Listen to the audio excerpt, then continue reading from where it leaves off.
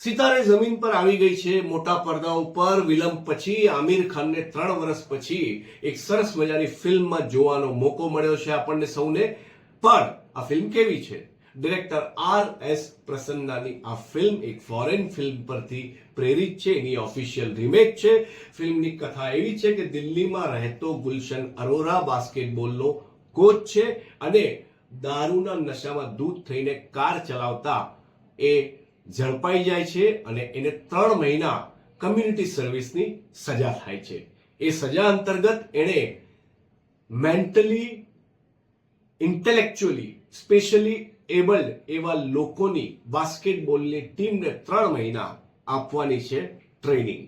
એ training આપતા ગુલશનના નાકે દમ નીકળી જાય છે, કારણ કે 10 જણ એના માથા ભારે છે અને પોતાના જીવનમાં ખૂબ અંગતપણે ઇગોઇસ્ટિક, સ્વકેન્દ્રી અને પોતાને જ ખરો માનનારો ગુલશન એ લોકોને સહન કરી શકતો નથી, પણ એની પાસે ચોઇસ નથી। એને 3 મહિના સજા ભોગવવાની જ છે અને એ સજા ભોગવતા ભોગવતા કેવી રીતે ગુલશન પોતાની અંદરના સારા માણસનો આવિષ્કાર કરે છે, કેવી રીતે પોતાની પત્ની સાથેના સંબંધોમાં પોતાની જે ખામી છે, ભૂલો છે એ પારખે છે, કેવી રીતે એની મમ્મી સાથેના સંબંધોને પણ એ નવી દ્રષ્ટિથી નિહાળે છે અને અંતમાં આખી દુનિયાને નવી રીતે નિહાળતો થઈ જાય છે। એ છે આ ફિલ્મની મજા।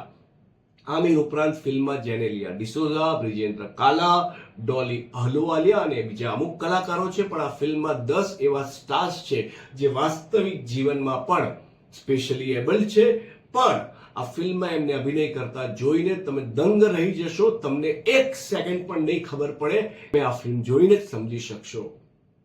ટેકનિકલી વ્યવસ્થિત એવી આ ફિલ્મમાં ગીત સંગીત બહુ અદ્ભુત નથી, પણ બોરિંગ બિલકુલ નથી। અભિનયના મામલે આમિર ખાન બહુ જ સરસ છે। બાસ્કેટબોલની ટીમના 10 નવોદિત કલાકારો કમાલ છે અને 158 મિનિટની આ ફિલ્મ જ્યારે પૂરી થાય છે ત્યાં સુધીમાં આપણા હૃદય સોસરવી પણ ઉતરી જાય છે। બહુ લાંબા સમયે એક સુંદર મજાની ફિલ્મ આવી છે જે સપરિવાર થિયેટરમાં જઈને બિલકુલ જોઈ શકાય। તો રાહ શાની જુઓ છો? જાઓ, પહોંચી જાઓ આમિર ખાન ધ પરફેક્શનિસ્ટની સિતારે જમીન પરનો આનંદ માણવા માટે।